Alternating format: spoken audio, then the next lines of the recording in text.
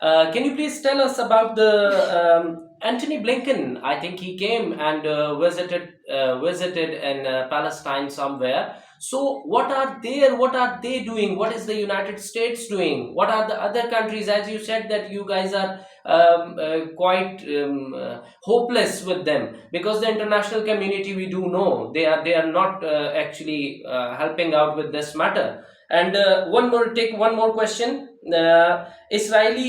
Israeli Iron Dome missile dropped on Tel Aviv due to a malfunctioning. What did actually happen there?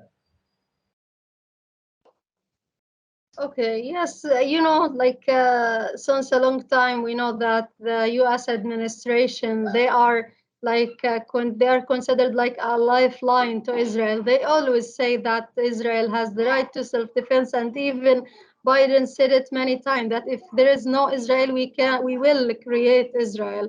So, and it is a state for only Jewish people. So they said that clearly, and even their taxpayer dollars, I mean the Americans' taxpayer dollars, they just aided the Israeli army with weapons, with advanced weapons, to just keep strong against the Palestinians. In fact, when we talk about Palestinian resistance, they are just using homemade, weapons in order to just defend themselves and defend their holy places and defend their families and their people.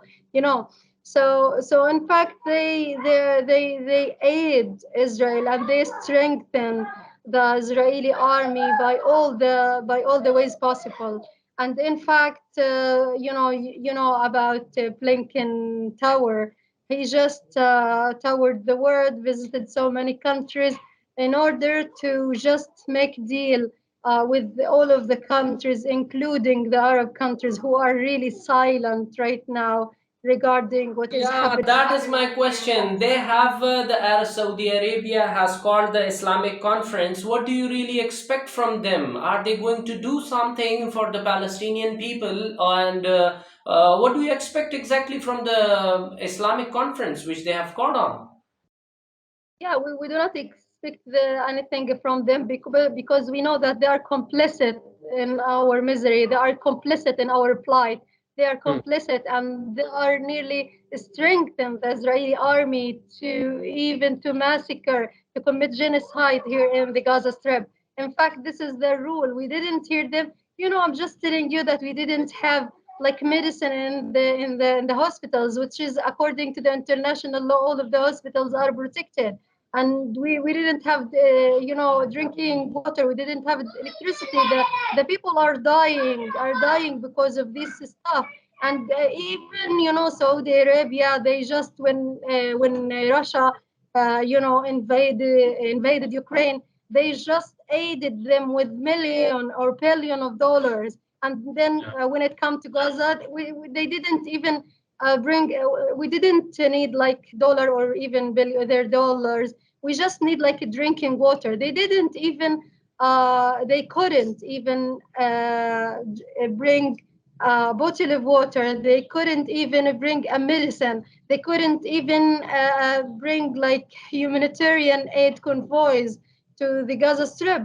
You feel that they are just waiting, the Israeli occupation forces, just to wipe out Gazans here out of the map, and then they can maybe we can hear their voices. I don't know, but really we are so disappointed from those countries, and we know that they are so complicit in our misery and in our oppression here. But of course, we do believe that their turn is coming, and Israel is not seeking for Palestine only. They are seeking for Palestine and even the neighboring countries, and the Saudi Arabia and other countries. They will pay the price because they just betrayed the people of Palestine, their brothers and sisters here in Palestine, and stand with their enemies, strengthen them to kill kids, to kill women, to massacre the people while they are in their homes.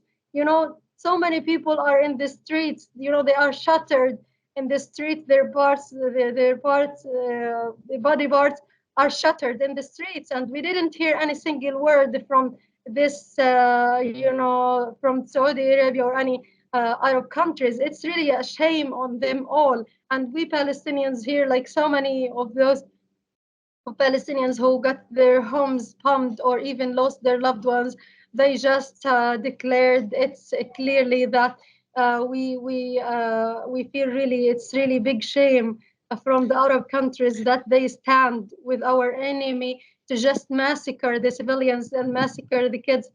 And those, of course, this thing, they will pay the price from Allah, because Allah will never leave them like this, as strong as they think. They will not. Exactly. Wafa Pakistani people stand by their brothers of Palestine and Gaza. Whatever happening there is quite curious for us. Um, this is really very sad. All our prayers are for the Palestinian people. You also stay safe there. I just want you to comment on one a recent interview with Julia Hartley on Talk TV. If you are comfortable, it is totally up to your comfort if I can ask you something about that. Yeah. Yeah, actually, Julia Hartley, they have just cut down your interview and they did not get your answer completed, because what I got from their interview was they wanted you to answer something to a question. So, what actually was that, and did you refused to answer, or what actually happened there that they have cut you and they now I think they are doing a propaganda. So I wanted to know your version on that. Yeah, actually, it's Julia and other mainstream media outlets. They are trying to bring any statement from any Palestinians just to say that there is a Palestinian condemn what Hamas did in October 7. This is exactly what they want. They want us to say that we are sorry for what happened on October 7, and what Hamas did is wrong. This is exactly what they want us to say, which is really no Palestinians can say that, because we Palestinians, we know exactly why this thing happened. It's a retaliation from the Palestinian resistance for what we have been experiencing since nearly 1948. We have been experiencing so many like oppression and then subjugation and apartheid from the Israeli occupation, and now they want us to condemn just an event happened. What about the thousands of Palestinians who have been killed? What about the 5,000 Palestinians imprisoned in the Israeli occupation? They are deprived of their basic rights in the Israeli occupation custody. What about the 105 50 Palestinian kids who are still in the Israeli jails? Most of their charges in the occupation jail just throwing stones at Israeli settlers. So that's why they imprisoned so many kids. So they imprisoned women for just having their sons from the resistance fighters or so, and sometimes just they accuse them of just false justification, groundless justification. What about those people who served nearly half of their life inside the Israeli jails? Nearly we have 200 Palestinians have been killed in the Israeli occupation jails because of the medical negligence. They are deprived of their basic needs, of their basic rights inside the Israeli prison. And no one talking about this. No one deny or ask the Israeli forces to deny these brutal action, this inhumane action. Actually, what about what is happening in Al-Aqsa Mosque? They are just attacking the worshippers. Well, they were doing nothing for them. Just they storm Al-Aqsa or invaded it many times and attack worshippers and even humiliate women, humiliate those who were praying.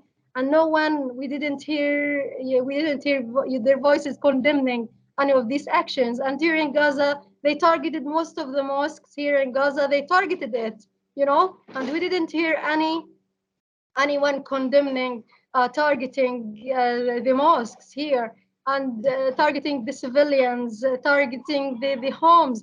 it's really injustice, and this world is really so cruel. And we Palestinians, we will never kneel, and we will never say that we do not have the right to self-defense or to resist this occupation, because completely it's according to the international law. For any occupied country, it's completely their right to defend themselves, to resist the occupation, and to not kneel to any occupation who really need to steal more of their lands.